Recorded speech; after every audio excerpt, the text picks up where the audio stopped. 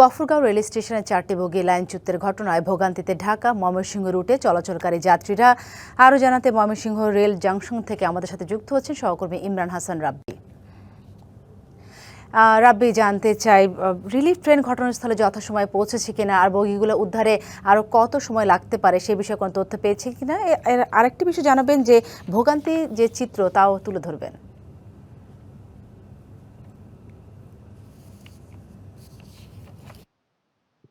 সাথী, আজ সকাল 9টা 20 মিনিটে গফরগাঁওয়ে প্রবেশের সময় যে ট্রেনটি লাইনচ্যুত হয় তার 4টি বগি মূলত এখন এই মুহূর্তে রিলিফ ট্রেনের মাধ্যমে উদ্ধার কাজ চলছে এবং আমরা দেখেছি সেই দুপুর 1টা 15 মিনিটে রিলিফ ট্রেন উদ্ধার কাজ শুরু করে এবং এখন পর্যন্ত সেই উদ্ধার কাজ চলছে। আমি রয়েছি এখন এই মুহূর্তে ময়মনসিংহ জংশনে।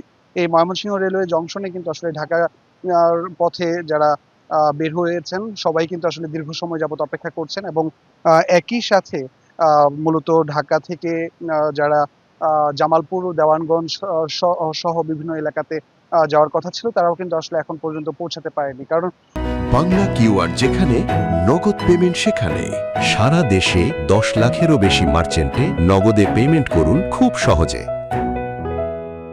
ময়মনসিংহ হয়ে এবং ঢাকার পথে যারা যাত্রা করছেন তাদেরকে কিন্তু বিকল্প পথে এখন পাঠানো হচ্ছে। গফরগাঁও হয়ে, কিশোরগঞ্জ, ভৈরব হয়ে, নরসিংদী হয়ে ঢাকার পথে তারা যাচ্ছেন, যার কারণে কিন্তু প্রায় 2 থেকে 3 ঘন্টা যাত্রার সময় বেশি লাগছে এবং যতগুলো ট্রেন এখান থেকে ছেড়ে যাচ্ছে সবগুলোই কিন্তু মূলত প্রায় 2 থেকে 4 ঘন্টা পর্যন্ত বিলম্ব হচ্ছে বলে কর্তৃপক্ষ আমাদেরকে জানিয়েছে। কর্তৃপক্ষের পক্ষ থেকে আমরা যতটুকু জেনেছি, বিকল্প পথে ছেড়ে যাওয়া সকল ট্রেনই আসলে ঢাকা পর্যন্ত পৌঁছাতে প্রায় 3 থেকে 4 ঘন্টা বিলম্ব হতে পারে এবং এখন যেহেতু বিকল্প পথে এই রেল যোগাযোগ স্বাভাবিক করা হয়ে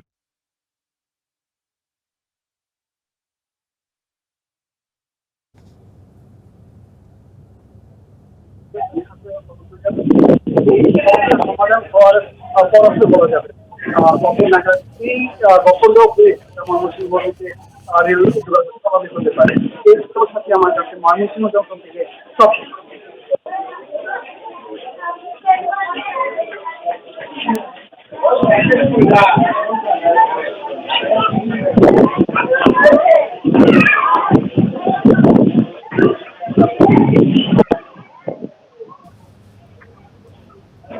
রাব্বি, ধন্যবাদ আপনাকে।